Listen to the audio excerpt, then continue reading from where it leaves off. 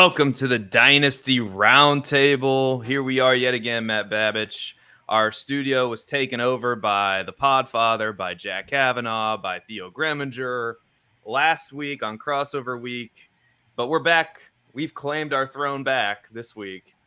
And we have all these what's going on today in the NFL? Like a training camp or something, right? Yeah, we got training camp season, and so that includes camp hype, and as we all know, it's our favorite time of the year. It's looks good in shorts season. If he looks good in shorts, if he's flying around in routes on air, you best believe he has a social media post dedicated to him, and his ADP has gone up. These are just the facts of life. This is the game we play, but we gotta wade through the BS. We got to fade the noise, and that's what we're here to do today. Joining us is Aditya Fuldeore and Tyler Knaeble. How you guys doing? Great. Fantastic. Ready to get it going. Fantastic. As Matt said, this is, short season. Everybody's in shorts. It's the summertime. I tell you, it is hot here in Kansas City. I don't know about where you guys are, but training camp is here. So, Aditya, we'll just start the show off with you. Which training camp reports do people need to pay special attention to? And or what's your outlook on training camp news? Like, how do you approach it? Yeah, so I'll tackle that one first. How to approach training camp news. It's really tough to wade through all the reports, all the hype and everything. Basically, every team's going to hype up their own players. That's like the basic thing that you got to know about the press and the team press especially. So when you look at the training camp reports, usage, I think, is the main thing that you got to look at. Who's getting those first team reps, who is there at camp, who's on the physically unable to perform list and all that. So one set of reports that I've really been excited about and paying attention to out of the Ravens camp is that Todd Monken's offense is being installed. He's not letting Lamar Jackson use that wristband, which I think is going to be helpful to Jackson's game. And we're also seeing Zay Flowers really tear it up down in camp, seeing reports of he's tearing up corners on one-on-one drills, which I don't know if that says more about Zay Flowers or Baltimore's corners there, but he's been the guy that's been getting a lot of the traction in those training camp reports. Now, the context there is that Rashad Bateman is still yet to practice. Odell Beckham is still there, and he's not been limited in practice, but it's been Zay Flowers that's been getting the bulk of those training camp reports. So that's one set of reports that I've been paying attention to, Zay Flowers and that Todd Monken offense for sure. What about you, Tyler? What's your Tyler's clearly not as ready to go as he was advertising. What are you talking about? Oh, sorry, I know it was my turn. I was staring off into space. I was looking at my notes up here. I got them right here up on my monitor. Right, I got a dual monitor set up. I came prepared. I got a 50-page essay right here. It's probably get like an 86 if I was still in college. All right, well, give us the what dissertation. Then. Yeah, well, building off the reps thing, one of the things that I was looking at was Anthony Richardson taking all the first team reps. I mean, I think we kind of knew that he was going to start week 1, but I feel like this just kind of confirms it. Like he just seems to be the guy they want to roll with. So that's something that I am really kind of like happy to see, a guy who owns a lot of Anthony Richardson across all my best ball teams. I'm glad to see that he will actually play week 1 probably. The other thing too is this Jameson Williams thing coming out of camp. It's like he's punching teammates. And like they're trash talking. He's punching teammates. He's dropping passes. But then a report came out today. It was like, oh, he's going to get a whole bunch of reps and like it's going to be good when he comes back because he's suspended for 6 weeks. So I don't know what to do with that. And then the last one I want to talk about is Calvin Ridley. This guy looks unbelievable. It was I think it was the first like major training camp clip to kind of hit the airwaves. Was that one of Zay Jones running that in route, and then it was Calvin Ridley running like 5 times faster. And I think the question with Ridley is he gonna like be able to come back from all like the rust and because he hasn't played football in like over a year. So that was kind of the big question. I feel like that clip and all the other clips that came after just kind of proved that he's still that guy. I think he's the best pure receiver on this team and that Jags offense. Who knows what could happen? I love Calvin Ridley this year. I've been drafting him all season, so Give me all the Calvin Ridley. These clips just kind of confirm what I thought was going to happen. It's already hurt. Year and a half away from football. He's already hurt. Is he hurt? Can't handle toe injury. Yeah. His feet are already breaking down under the workload, under an NFL workload. You see, it's a year and a half away for the game. You know, he was kept in shape, right? He was always working out.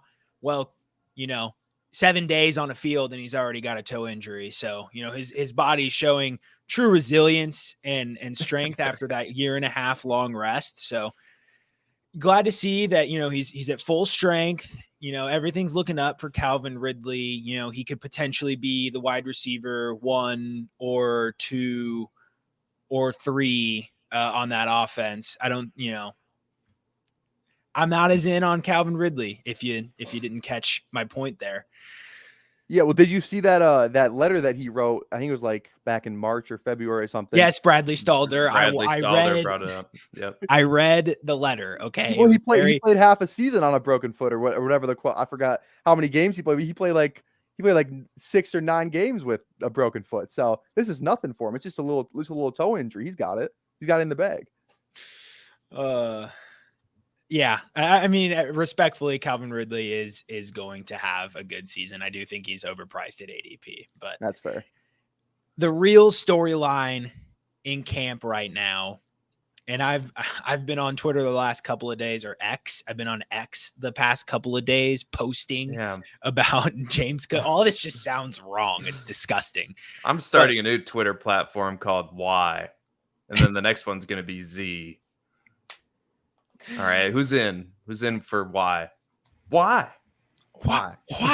I mean, why? That's another soundbite we can add. But please, I can't distract me from this manifesto. James Cook, the obvious breakout candidate of the season. And has anyone here heard one positive note about Damian Harris since camp started? Has anyone seen one positive tweet, one looks good in shorts video? No, because he is vanilla pudding. You know what you're going to get, but you're not, this is so bursting with flavor. This is just so spectacular. No, he's a guy who you're going to give 45% of the work to and some goal line touches, and he's going to fall forward. He's not a yards creator, but he's an effective rusher. He's not a game-breaking asset. And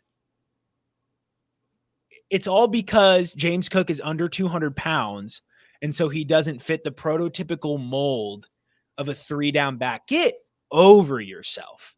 Let me pull up 5'11", 199, around a 4.38 40, 89th percentile speed score, 90th percentile agility. I just described 2 prospects, and that's Jamal Charles and James Cook. If you want to get real freaky, you can do nearly the same thing with CJ Spiller. So look at those 2 backs that he is the same size and mold of. And the only difference really is that he wasn't a high volume rusher at the college level. And so I get it. That's generally a valid argument. But he was never going to outproduce Singletary in year 1. So let's not double count the whole college to rookie year transition. Devin Singletary was attached to Josh Allen for years. He was on the last year of a rookie deal and an entrenched veteran in this offense. Do you understand the value of knowing the playbook that well and understanding where to be on every single pass protection so that Josh Allen isn't getting his injured elbow crushed by defenders? The value of knowing all this and being involved in this offense for season after season after season. James Cook was never going to come in and just dominate the touches. He didn't have to. And yet still, he had 5.3, would have ranked number 12 true yards per carry, a 12% breakaway run rate, near a 1.65 yards per route run, which would have ranked 10th among qualified running backs, and 18% of his targets were in the red zone. So a lot of people want to say that it's the rushing work, the lack of rushing work that Damian Harris is going to cut into, that's going to ruin James Cook. Well, let's do some projecting here. Put on our Billy Muzio hats. So if we take Buffalo's 25 rush plays per game, which they've been averaging since 2020, and we give Cook 40% of that, that's 170 carries. Now, even I am not projecting James Cook at 170 carries. So let's say it's even less than that, and it's at 145. A 10 to 12% target share in a Buffalo Bills offense can net, I think, very realistically 75 targets. So now we're talking 220 total opportunities. When we look at the metric weighted opportunities, go to playerprofiler.com to look at that metric, because weighted opportunities per game is the most highly correlated metric with fantasy points per game for running backs. Go check out my article on that if you'd like to know more. And if this 220 is coming from 75 targets, and knowing his red zone role, knowing what the Bills want to do in the red zone, and that's pass, he's going to finish top 24, probably top 20 in terms of weighted opportunities per game.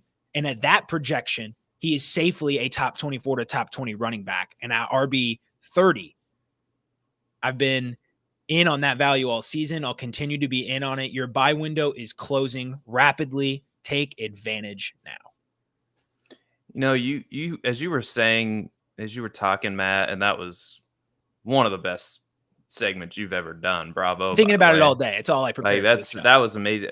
Like, and you guys can clap back at me if you want to, but this Bills backfield reminds me of the Detroit Lions backfield in a way, because you have Jahmyr Gibbs. Guess what? Another guy who's under 200 pounds who fits that mold, with David Montgomery. Now, you know that I like David Montgomery quite a bit more than I like Damian Harris. And I think David Montgomery is going to cut into Jahmyr Gibbs's opportunities in year one.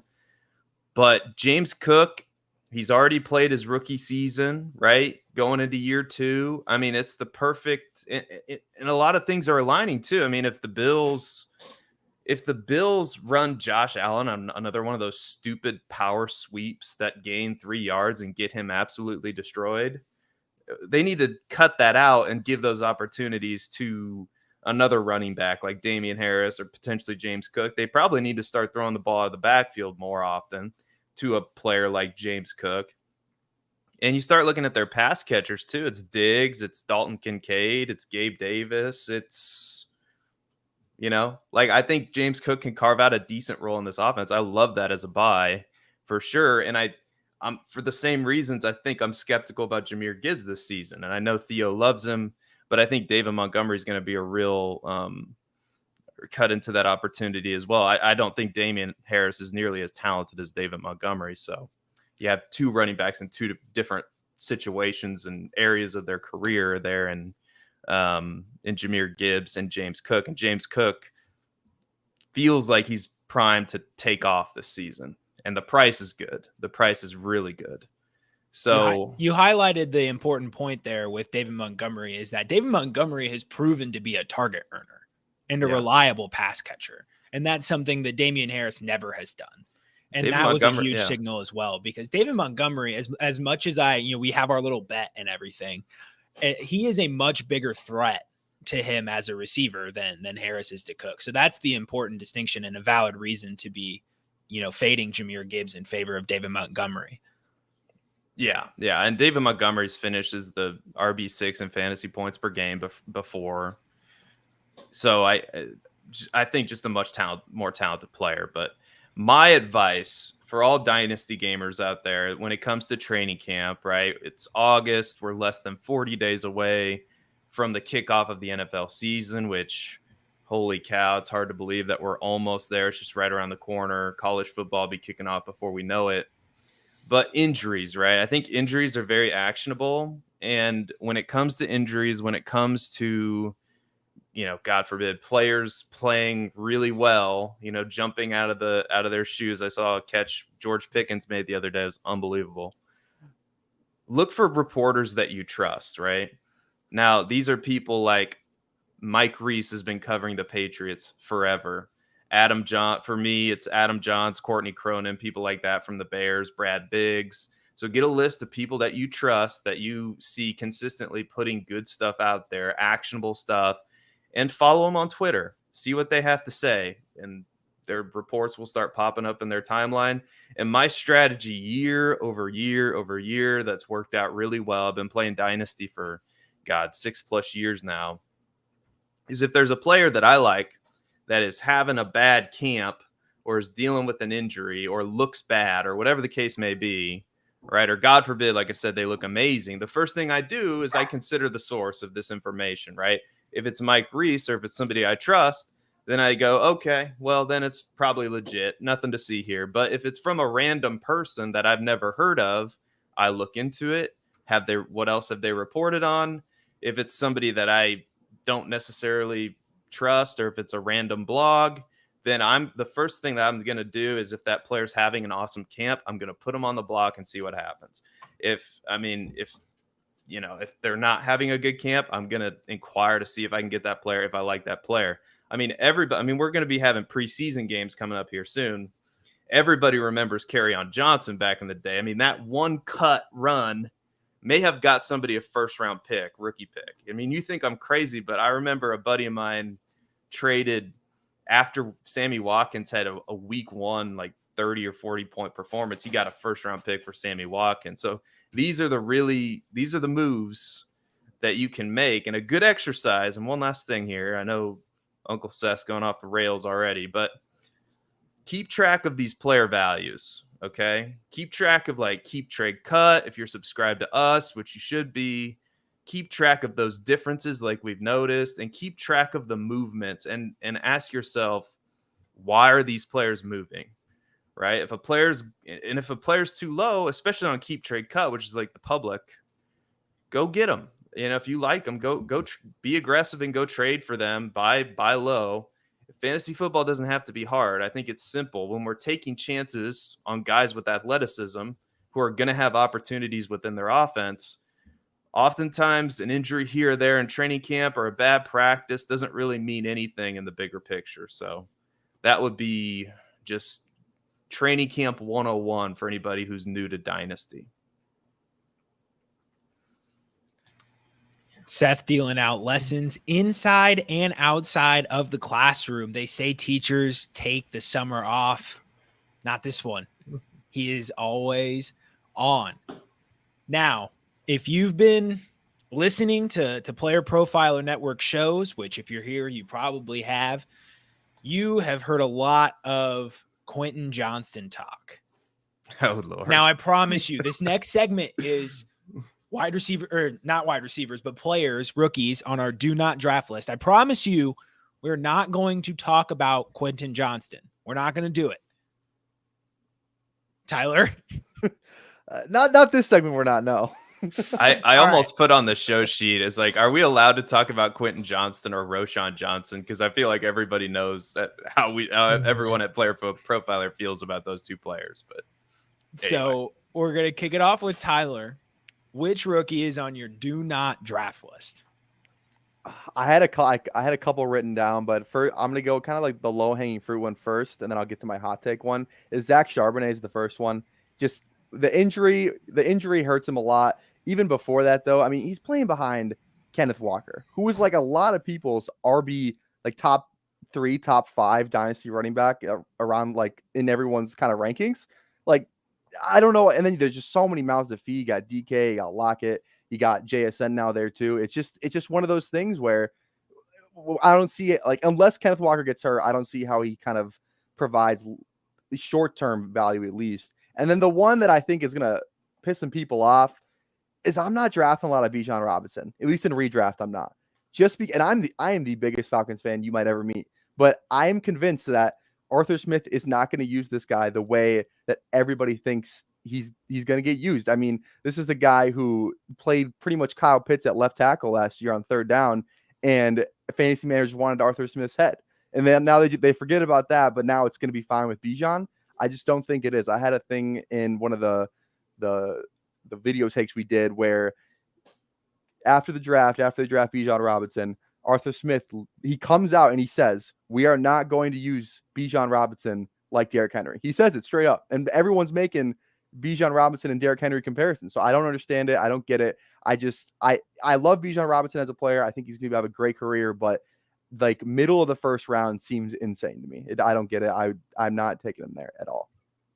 Tyler Algier, just the forgotten Tyler- son. He's Tyler just Algier is my most owned player in best ball. Number one. one of the best mid-round values, I think. Yeah. And honestly, Cordero Patterson's free. I'm just saying.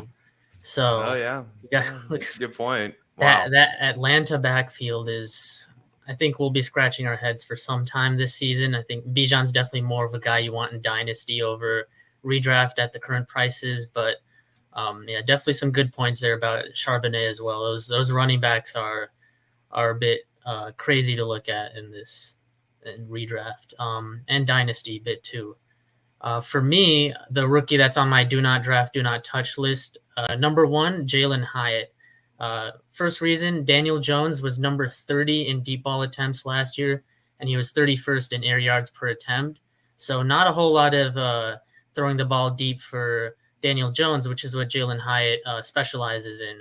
And they also got all of those slot guys over there in New York that are going to be crawling over each other for playing time. You got Sterling Shepard, Isaiah Hodgins is also still there.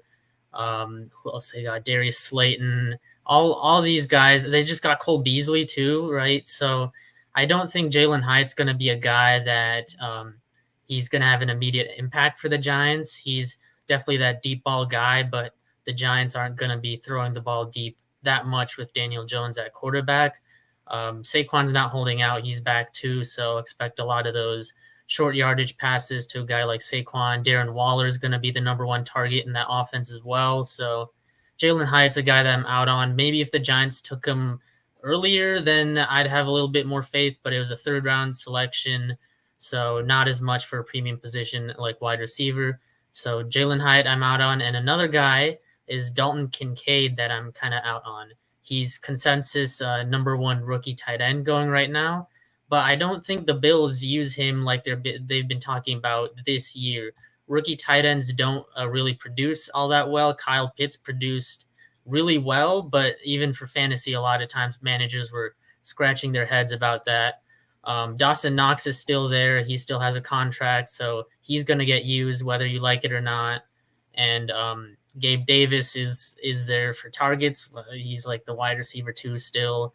I just don't think the Bills have their number 2 option in the passing game on the roster quite yet. It might be another year until management's like, all right, here's another wide receiver for you, Josh Allen. But I think Dalton Kincaid's going to be a bit smaller, a bit of a acquired taste in the fantasy world to begin with, rather than an immediate impact out of the slot tight end role. Yeah, well, those are great answers, Aditya. Because they were also on my list as well. So good job. Jalen Hyatt at the very top of my list for all the reasons that you talked about.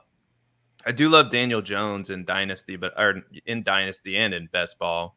But in Dynasty, I think one of my favorite stacks this year in some of those Best Ball leagues is like a Daniel Jones, Darren Waller stack, just because I feel like that connection's perfect with what the kind of quarterback Daniel Jones is. But I'll go a little bit deeper down the ADP list, and I'll just go ahead and say it.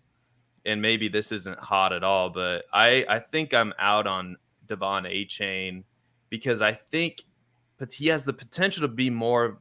And I really don't mean any disrespect, because I think players like this, I mean, we've seen them around the league. We've seen, I can't even think of a guy, but more of a gimmick player. And I hate to even say that, but it feels like Devon A-Chain is that kind of a player. And he's currently listed 3rd on the depth chart that I'm looking at, behind Raheem Mostert and Jeff Wilson, who have experience in that offense that Mike McDaniel likes to run. So I could see him being used, but used sparingly and not in a role that we particularly like for fantasy football.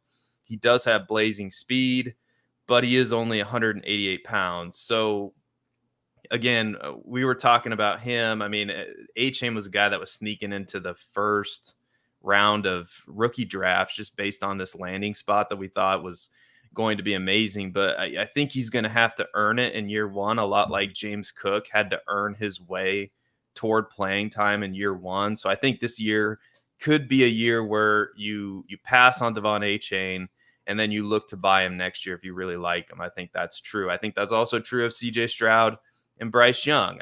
I think these quarterbacks are going to go through their growing pains. I don't know if you're going to want, I know they're going super late in redraft, but where they're going in some of the dynasty startups, we've talked about it on this channel, way too high for my taste. I think their value almost not too many ways that their value goes up, in my opinion.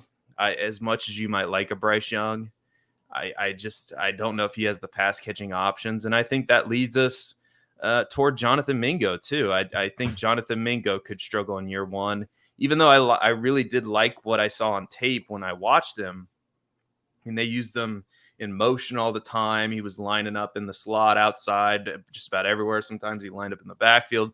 Kind of reminded me of Deebo Samuel a little bit, but just the way he was used. But anyway, I think those are some. I did have a video, shameless plug here real quick, come out today of 5 rookies that I am drafting. So if you want to know which rookies I am drafting, go check out that video after you're done watching this Dynasty Roundtable episode. So I think these, and of course, he who shall not be named, QJ, is also on my list too. So anyway, is it time for an informative segment, Matt Babich? No, I'm going to talk about Quentin Johnston. Oh, I forgot about you. I is there of any course. names? Quentin Johnston is on my list. It's Okay. Quentin Johnston. We've heard the argument before. The only thing I'm really going to say on it is you really got to look at it through the lens of, for a 2-year window, you are hoping that he's the wide receiver 1 due to injury. And then outside of that 2-year window, when Williams and Allen are no longer under contract, you're hoping that they didn't bring out anyone else. And the Podfather, whether or not you find the argument annoying or not, the fact that, when he talks about having these specialist packages out there and how it's going to be Guyton and it's going to be Josh Palmer, like, these are all correct takes. And the people are just taking the Los Angeles Chargers social media videos that don't show the drops, but only show go to my X account, go to my X page, and Go to my Y account. Look at the Quentin Johnston toe tap contested, whatever, and then go check my quote tweet of the same thing with Josh Doxson in training camp. Like, it's kind of eerie how they went to the same college. They're the best comparable, and they're putting out the same exact training camp clips when people thought Josh Doxson was going to be the next big thing. It's just, he has the hardest path to relevancy than all of the other receivers in the first and second rounds of your rookie drafts. Like, all the way down through Mingo and Mims and Jaden Reed. He has the hardest path to relevancy, and he has a questionable college profile. There's just no chance he's worth his value in rookie drafts. And if he cannot finish inside of the top 40 receivers, his value is going to absolutely plummet. So it's Quentin Johnston, and we're talking about Ken Walker. We're talking about injuries. Keenan Allen, Mike Williams. Actually, funny enough, Keenan Allen and Mike Williams have fairly low injury rating and fragility risks. So in terms of the injury finder, they actually are saying that if you're looking for an injury for QJ to get some playing time, that's probably not in your best interest. And while we're on the topic, let's just hear a little bit more about what the injury finder is. Now, as we at PlayerProfiler have become a full-blown machine learning company, the crowning achievement has to be the injury finder. We're now taking BMI data and injury history data and assigning a probability that a player is injured on any given touch. And not only can you see a player's fragility rating, their injury risk, we also have analysis from professional physical therapists breaking down all the major players that underwent surgery last year and what their rehabilitation looks like heading into 2023. There's a tool to compare players. There's a database where you can say, show me all the foot injuries, show me all the severe injuries, show me all the injuries requiring surgery. It provides you the key market intelligence to know what is the difference in probability that player X versus player Y will miss games this year. It's great for fantasy football, and it also just satisfies your curiosity as a fan. Go to the App Store, go to Google Play, Download it. It's $5 every year just to reload the latest injury predictions and fragility ratings. The 2023 data is live now. Open your phone and get smarter. The injury finder is it's what you need in your life, because we can now predict these things, and we can predict. I mean, if you're in on QJ, I'm not going to say his name, Lord Voldemort or whatever we got to call him. Then you need to probably look in to see like how some of these Chargers receivers are going to, like maybe they get hurt, maybe gets opportunity. Even if that happens, I don't know if he's going to take advantage of it. But we did have a question in the chat. Ken Walker is falling even more now since the injuries. Is it time to buy the dip? What do you guys think? I'm definitely buying the dip on Ken Walker. That I'm one of those guys who I'm sure like most people that play fantasy football, you sit down on Sunday, you watch Red Zone for 7 hours, you watch the Sunday night game, it turns into 10, 11 hours of football, and you do that every week. It's the only thing that really brings me any happiness in my life, and I really enjoy doing it. And the Seahawks are always on that 3:00 slate, that 3:30 slate, that late afternoon. So I feel like I've watched quite a bit of Ken Walker, and the way this guy runs the football he's just different. He's built different. Like the guy, you look at Michigan State, he carried that team to relevancy. They beat Michigan, and he was the only guy on that team that they could be, okay, we have Ken Walker, we're good. Look what they did last year. Nothing. I know this isn't a college football podcast, but I think it's worth noting. Also, and then you just look at when Rashad Penny went down and Ken Walker was the guy, that team, they kind of took off. They had a run game they could go to. We know how much Pete Carroll loves to run the football. And you look at the talent, you look at the clips, the highlights, I don't care. Ken Walker is a guy he's just one of the best pure runners in the NFL, in my opinion. I'm always going to bet on the talent. I don't care. I don't care that they drafted Zach Charbonnet. I think Ken Walker's built different. And he's just a guy that I'm always going to continue to buy. I just bought him, I think, like last week. I love Ken Walker. I cannot get enough. Yeah. Yeah. I think when you look at the Seahawks backfield, it looks like Charbonnet's injury is a little bit more risky long term to go into the season than Walker's is. So for sure, Walker's a guy that you're taking a look at, maybe feeling out. If there's any dynasty managers that are panicking that have him, then go ahead and make an offer to. You're also looking at Kenny McIntosh in that backfield. Should Charbonnet miss significant time, then McIntosh, he's a pass catcher. He's a guy who can provide value as well. Yeah, Kenny McIntosh is a guy that should be. Waivers ran today in my dynasty leagues, on a lot of these safe leagues. If Kenny McIntosh was out there, I was trying to get him. So it really does. I mean, if he's in line to get that opportunity, I mean, then he can get some value regardless of what you might think. I mean, if he's free, who cares? Just go get him. If he's not sitting out there on the waiver wire, why not? I think that's a good thing to take away from this. But I do think Ken Walker is the guy that you're going to want to buy. I mean, how many times are you going to be able to get a 22-year-old running back on potentially the best offense in football at a discount because they drafted Zach Charbonnet, and now Zach Charbonnet is already dealing with the shoulder injury. I know Ken Walker's also dealing with his injuries, but come on. I mean, he was sliding down dynasty startups this season. I don't really understand it because of, like Tyler mentioned, his college dominator rating was off the chain at Michigan State. It was unbelievable. I don't know what was going on. I think he played at Wake Forest before that, and I don't really understand what was going on. They had some kind of weird delayed running game that they were doing, like a zone type of thing. It's very bizarre. But as soon as he got to Michigan State, it was wheels up. And I don't know. I just think this is a different cat. I really do. Yeah, he had one of the best college seasons ever at the running back position at Michigan State, and is comparable to LaDainian Tomlinson. And you look at this guy, you just look at a picture of his face, and you're like, yeah, if I was on the other side of that guy running full steam at me, my rib cage would be shattered.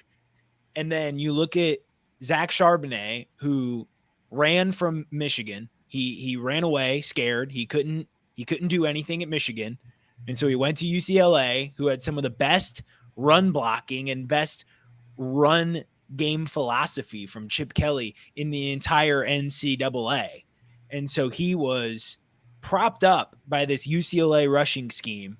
And now he's missing valuable reps in practice with this shoulder injury.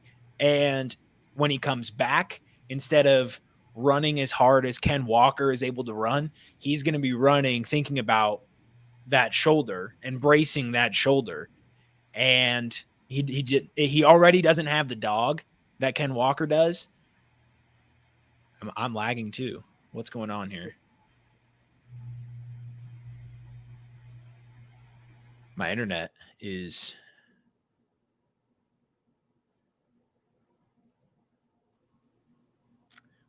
Chat, can you hear us? Are we okay? Tyler popped. Was back that in. all of us? That was bizarre. Here, I'm going to remove this. Chat, let us know. Somebody type in the chat if you can still hear us. Well, we might as well just keep going as though they can hear us, I guess.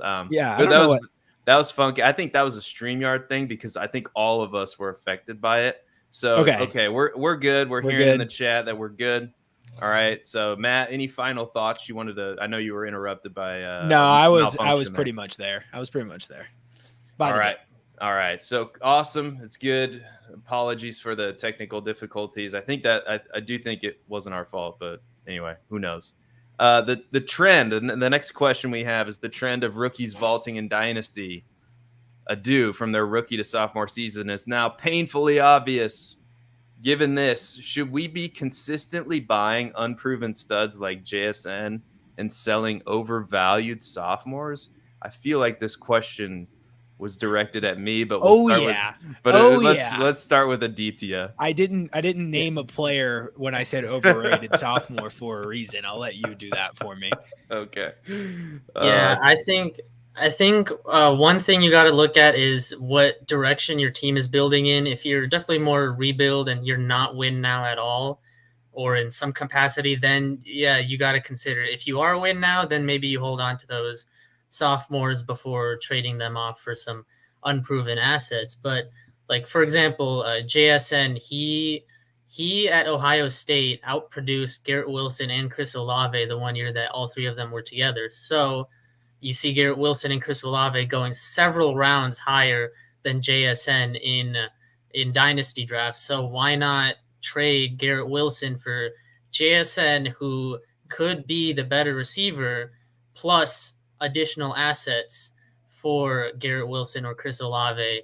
So that way you make that plus move and you get some building for the future. So you get a pick or two back and you get JSN, who will produce for you as well as Garrett Wilson has. So it's definitely something you take a look at your roster build. And if you don't say I am win now all in this season, then you got to go for some of those rookies and take some of these guys that are shooting up on those keep trade cut lists for sure. Tyler, same question to you. Yeah, I had sell Garrett Wilson on mine as well. Whoa!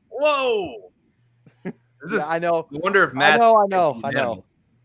I was honestly they were talking about this on Sonic Truth. I think it was yesterday or the day before. I don't remember, but they were talking about this, and it's a really good point. I was watching the episode, and I went in the one league I had Garrett Wilson on, and I put him on the trade block, and one of my buddies texted me. He's like, "Whoa, what's going on with Garrett Wilson?" I was like, "I just see what I could get for him," and try to get CeeDee Lamb. That didn't work out, but anyways, I think you kind of nailed the point I was trying to make. If you can Garrett, there's no one in Dynasty you can sell higher than Garrett Wilson right now. There's absolutely nobody. So if you can get a really good price for him, then I think you got to do it.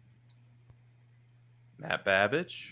Yeah, I mean, this is, and we can even extend this beyond just where we're at right now with JSN and Garrett Wilson. Let's talk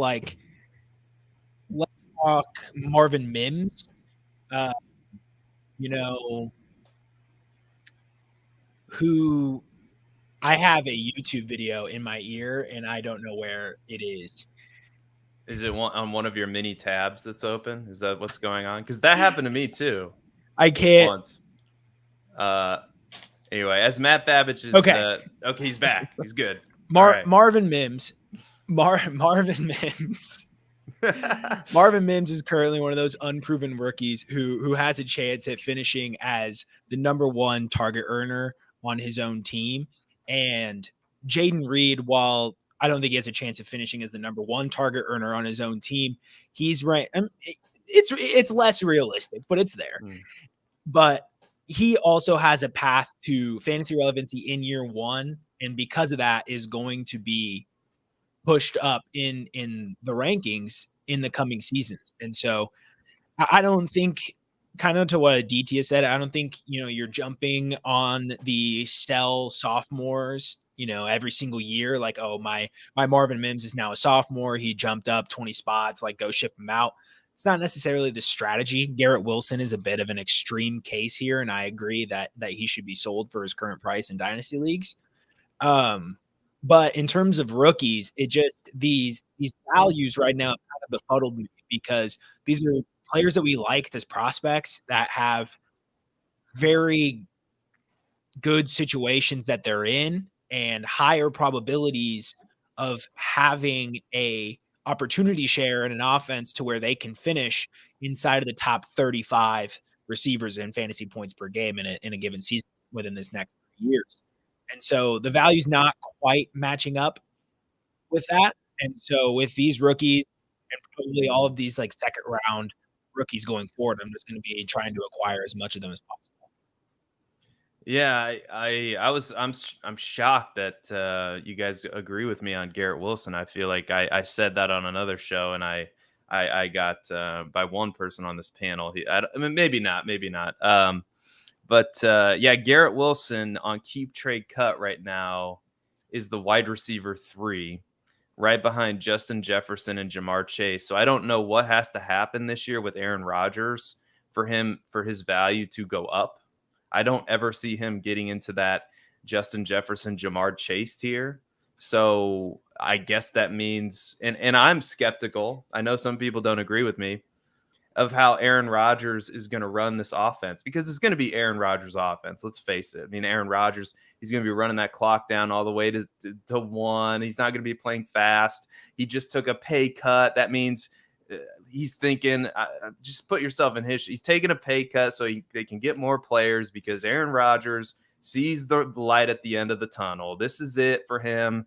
Maybe another year after this one, but that's it. And he doesn't want people to remember him for being a choke artist in the playoffs. So I don't know if that means Devontae Adams. I don't know if that means Dalvin Cook, but it does free up some money for them to go get another offensive playmaker, which is kind of strange because I thought Garrett Wilson was pretty good. And I thought that mix they had with Breece Hall and the Green Bay posse that he brought over, Randall Cobb, Alan Lazard. I thought that mix was going to be pretty good featuring Garrett Wilson, but I just think this whole thing has elevated Garrett Wilson to a point of unsustainability. And I feel the same way about Christian Watson.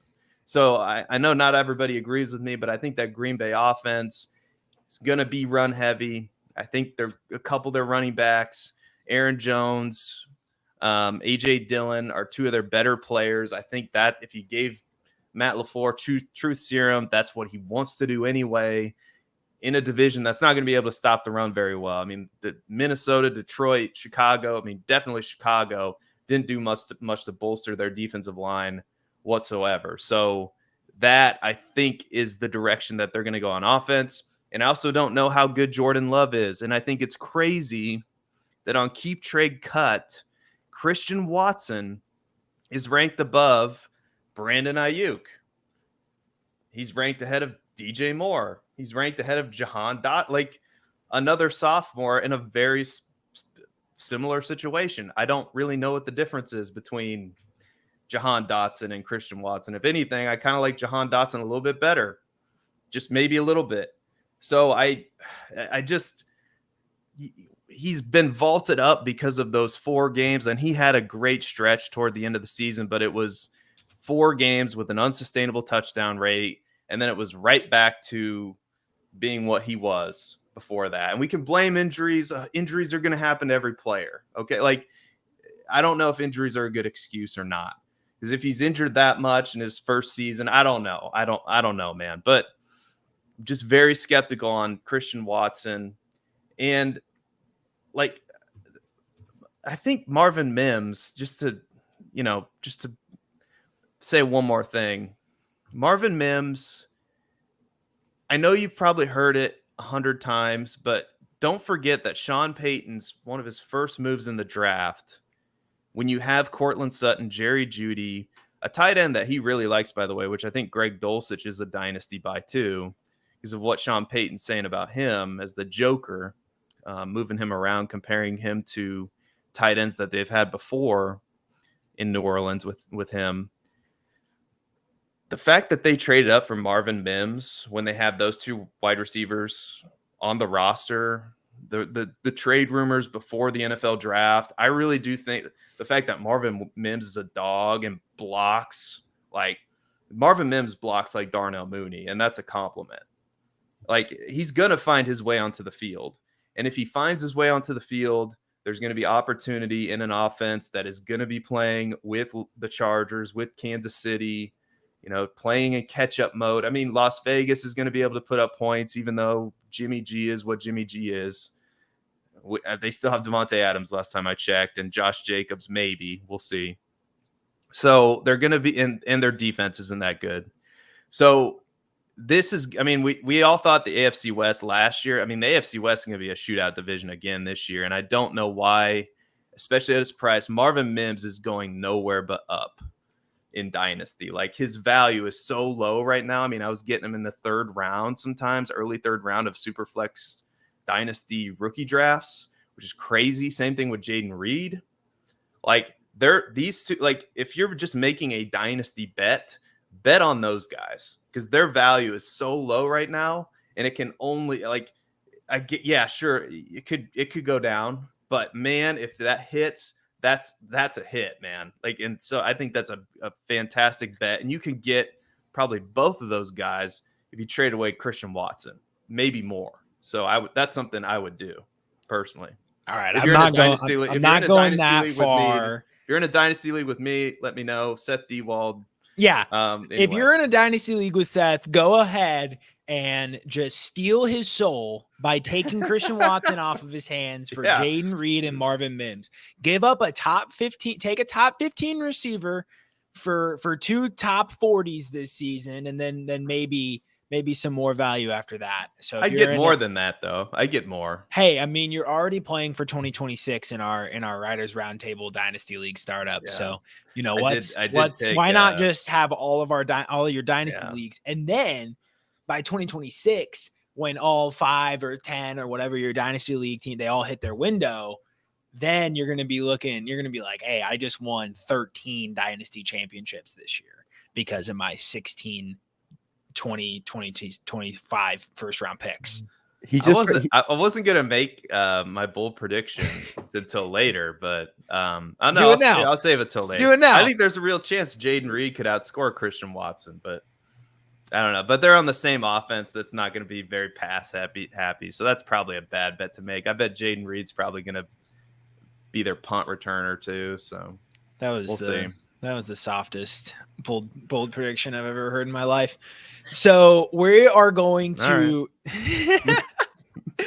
No, you gave a good case before that, and then you said you're going to give your bold prediction, and then you're like, Jaden Reed's going to outscore Christian Watson, and then you're like, well, that's probably a bad bet. Well, I mean, I don't know. I think it's closer than you think. It's probably true.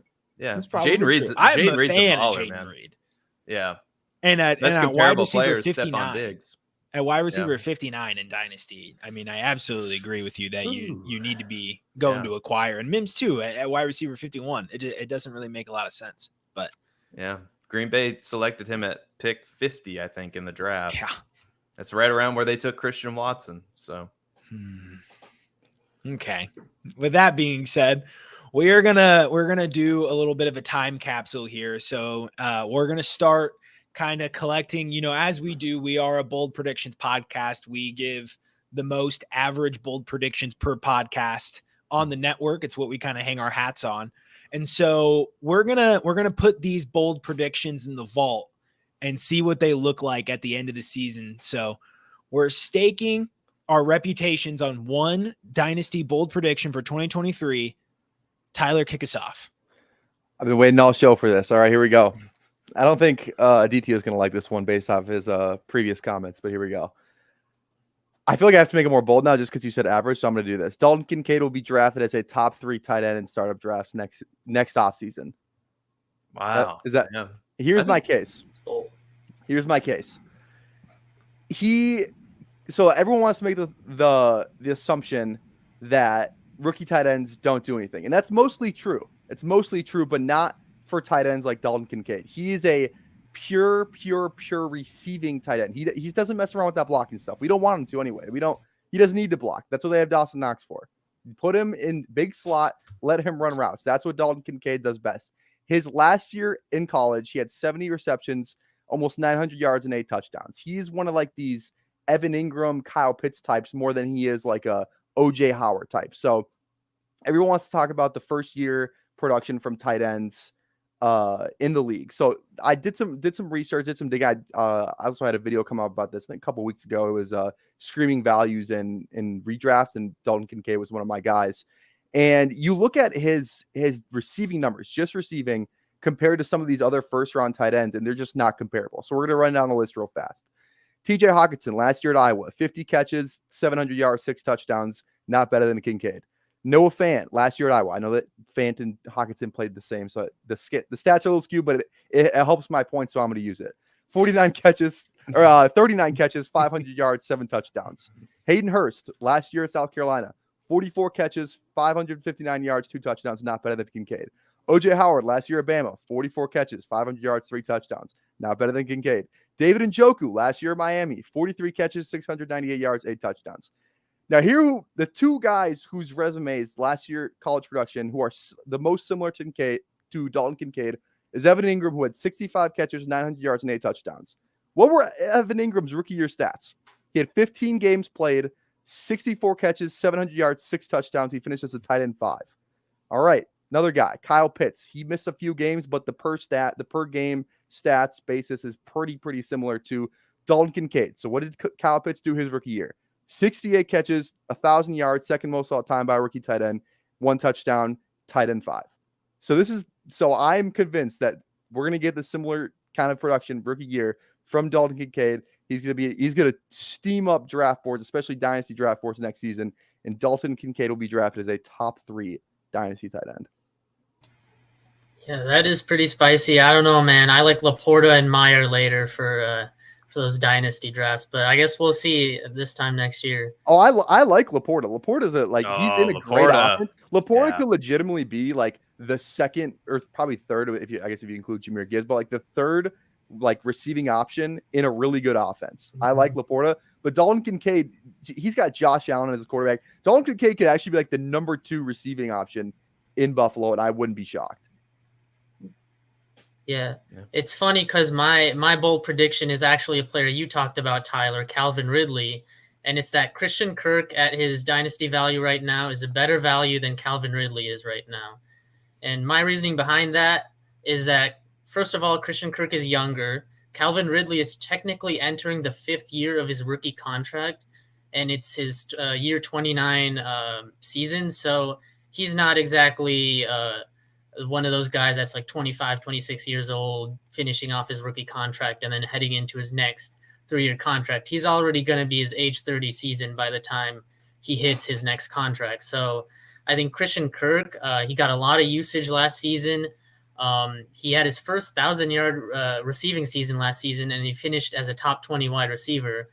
And Calvin Ridley's been out for a year and a half. He's living off of that 2020 explosive season that he was really good for that season. And I don't doubt that he's going to be a good receiver again for Trevor Lawrence. I just think at price, you see Calvin Ridley go around guys like Jahan Dotson, DJ Moore, Zay Flowers on the keep trade cut range. And you see Christian Kirk going around older guys like Chris Godwin and Amari Cooper. So I very much like Christian Kirk around those guys rather than Calvin Ridley where he's going. So I think Christian Kirk's going to be a much more worthwhile pick than Calvin Ridley ends up being by the time that we look at this next season.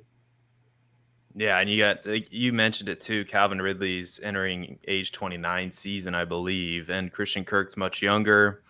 I think you're going to want piece of that Jacksonville offense. I think that's an ascending offense with Trevor Lawrence. Tyler, I think I'm going against you again, my friend. I have 3, and how much do I want to bury Christian Watson here? I mean, I don't want to overdo it because I don't want to like wear out. I don't know if I quite have an hour segment of Christian Watson like the Podfather just tore apart Quentin Johnston. I don't know if I quite have that in me, but I've got 3 bold predictions that I feel fairly confident in as we enter the 2023 season. And these are, we're playing the Seth's classic rock hits here. I mean, I love David Montgomery to finish as a top 10 running back in fantasy points per game. I think Jahmyr Gibbs being drafted as high as he is in some of these best ball tournaments is a mistake. I could see a James Cook-like season for Jahmyr Gibbs. The usage is going to be, if I had to guess, the opportunity shares like 45-55 between him and David Montgomery. And I think David Montgomery is Jamal Williams 2.0. They signed him for a reason. And I think they've got their complement of running backs, but I think Jahmyr Gibbs is going to have to grow into that role. And it's not going to be this year. And I do think Jahmyr Gibbs is overvalued in Dynasty too. So I might see what you can get and put him on the block as well, just to see what's out there.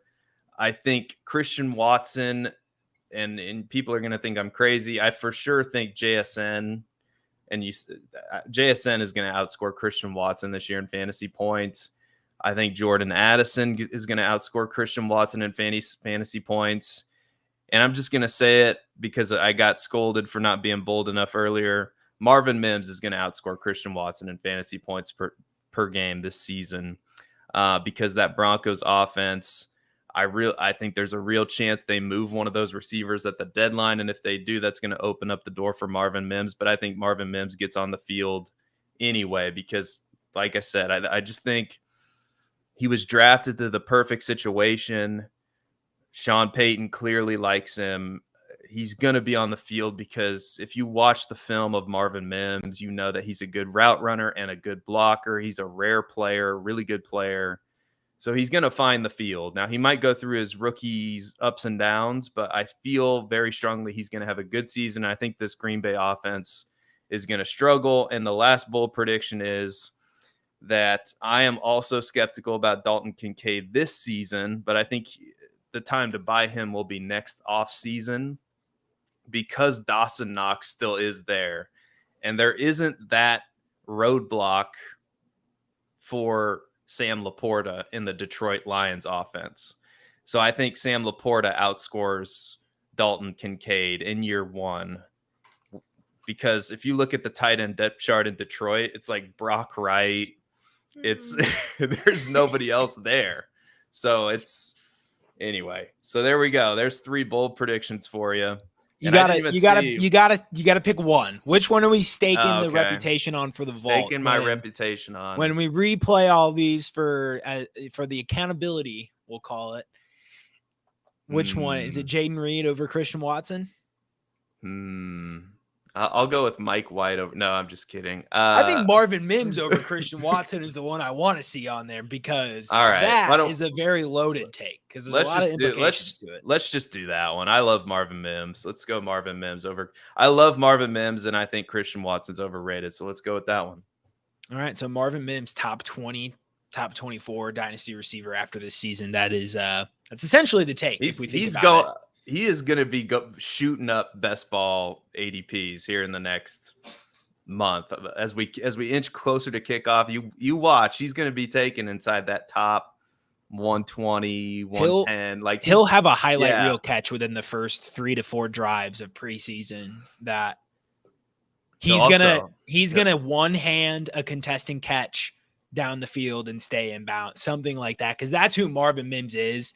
He just has elite body control, and He's a route runner. He knows where to be on the field at all times. So he'll also knock your head off in blocking too. Yeah. I love it. I love him so much. So I want to talk to the people a little bit about the sun god Amon-Ra St. Brown. So currently he is listed on Keep Trade Cut. If we use that for our crowdsource information, wide receiver 7 in Dynasty football. He is younger than 4 of the wide receivers ahead of him. Okay. It's by like a half a year, but still.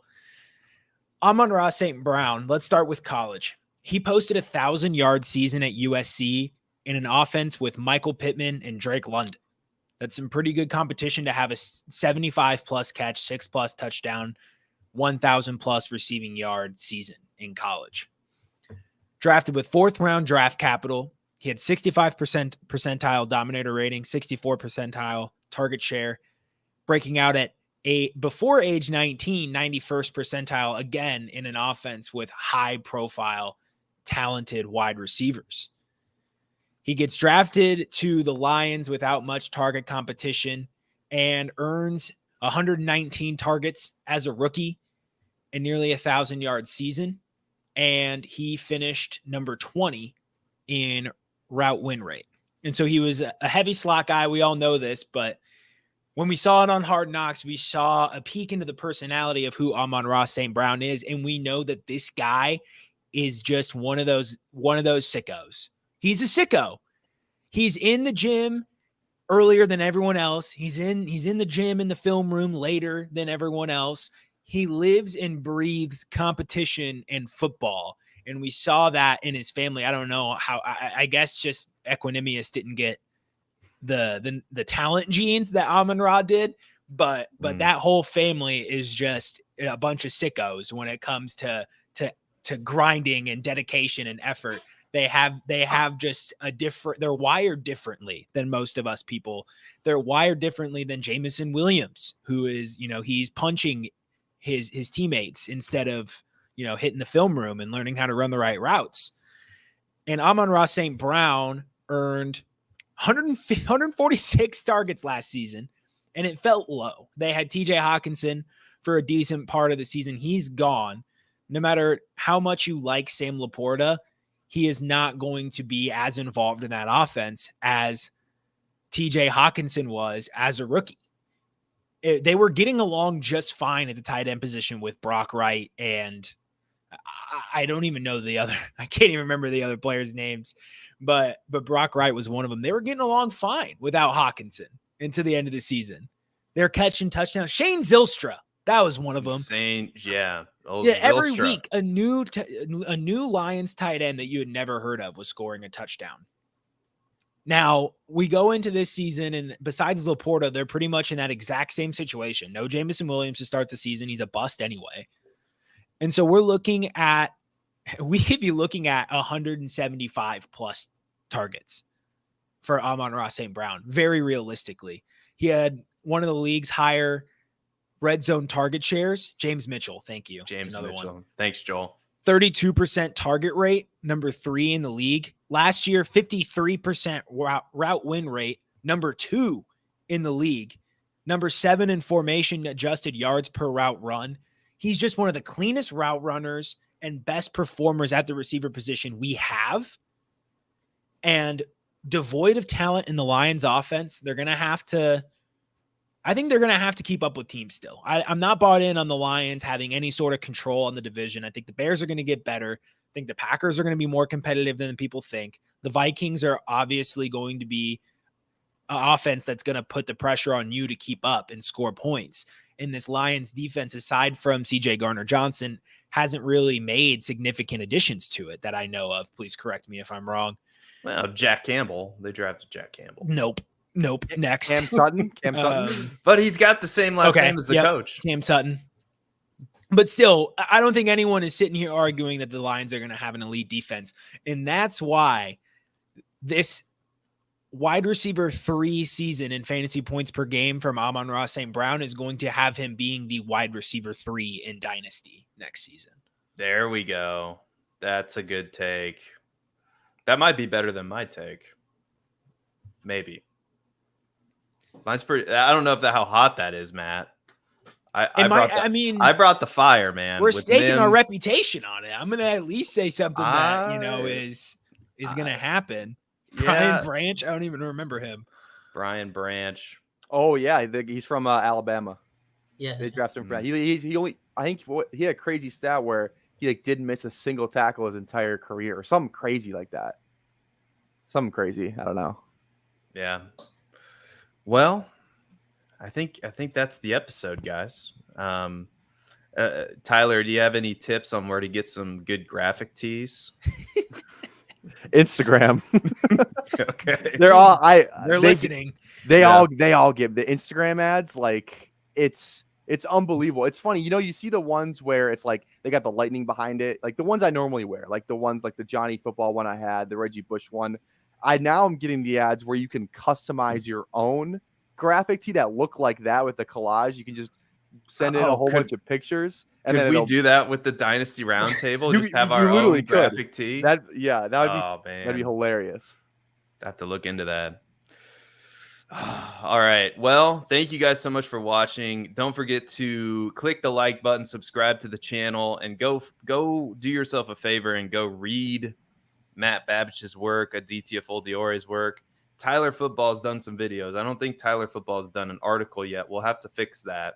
No, I'm writing some stuff for the ADP movers on the draft kit. So I got some draft kit write-ups on that. So go check out the draft kit. It's unbelievable. Yeah, unbelievable. The draft kit is I feel like we say it every time, and it's the best. I swear we're not. I'm not just saying this because I work here. I do work here, but it is the best draft kit I've ever seen. I didn't even know this was happening until I saw it drop just randomly during the day. It got even better. Evan Ringler, who is the analytics intern for Player Profiler, just dropped his big project, which was a Rate My Team tool for the draft kit. So you can enter your roster and it'll give you a feedback based on it was injury risk, roster construction, and then I can't remember what the third one that they display is. Maybe it's like upside or something like that. And then it gives you a letter grade. So shout out to Evan Ringler, who's done great work. Yeah, buy the draft kit. Aditya, Tyler, anything else to plug coming out soon? I'm gonna have an article coming out soon on the late round dynasty strategy, so keep an eye out for that. All other football, non-football stuff you can find at my Twitter at ADI_FUL, and I'm going to be at the Fantasy Football Expo coming up in like 10 days. So if anyone out there's there, let me know and we'll meet up. Hopefully you find fantasy receipts. I heard they're going to be there. Yeah, maybe. We'll see. I think I'm going to be on Mock Draft Live on Monday with Jason Allwine. We're going to be drafting a Best Ball Mania team. We did one where we drafted just a Tampa Bay stack. So I think we're going to try and do an Atlanta stack this time. Just we're just targeting like some like the worst offenses in the NFL or like worst quarterbacks in the NFL. I think we had Mike Evans, Chris Godwin, and Kyle Trask all stacked up together. So if Tampa Bay goes off and Kyle Trask is the quarterback, best believe we're winning $3 million. But follow me on Twitter at PPR Tyler. If you love fantasy football memes or any memes in general, I got them all. It's kind of all I post. Not all I post, but it's a good majority. So if you want to laugh, you want to smile, give me a follow on Twitter. You can find my work on Twitter as well, Babich_Matt10. I'm about to get back into the article game. Just had a few ideas approved by Theo Greminger himself. So it's time for me to hit the written word once again. Excited to get into that. Excited to provide some spoiler alert, some keeper league knowledge onto the platform of Player Profiler. I've been in a keeper league with my home league for, I think we've been a keeper league for 7-ish years now, maybe even 8. And so my earliest experiences with fantasy football have been in keeper leagues, and excited to throw some knowledge down on that. And then catch me on the game plan on Saturday with Matty Kiwoom, talking some redraft. So excited to hop on and chop it up with him. Yeah, wow. Go do all those things. For me, I mean, if you want to see any more of these crazy takes I have, you can go to Twitter at Seth_DIEWOLD. It's pronounced Diewold. You can follow me on YouTube. You can catch clips of this show on my YouTube channel. You can also find some original content by me there as well. So if you want to go give me a sub, that would be greatly appreciated. And subscribe to this channel, by the way, because we have been seeing some a great increase in our subscribers lately. And so shout out to everybody who's subscribed, who's liking videos, who's supporting us. We greatly appreciate it. Our audience means everything to us. And go check out PlayerProfiler.com. It's the best fantasy football website on the planet. You will not be disappointed with what you find there. So for myself, for Matt Babich, for Tyler Knaeble, Aditya Fuldeore, that is the Dynasty Roundtable podcast. I'm not going to lie, that might be the best job I can do. I may have peaked early. I don't know. We'll see. I'll try to top it next time. But until then, nobody cares about Aaron Rodgers, and we will see you next time. Hey, you like that video? Be sure to subscribe and activate those alerts so you get notified as soon as new videos drop. And be sure to check out PlayerProfiler.com. We have all the tools for you to dominate every type of fantasy league. We have a draft kit, Dynasty Deluxe, data analysis, DFS Dominator, and don't forget the player rankings to rule them all.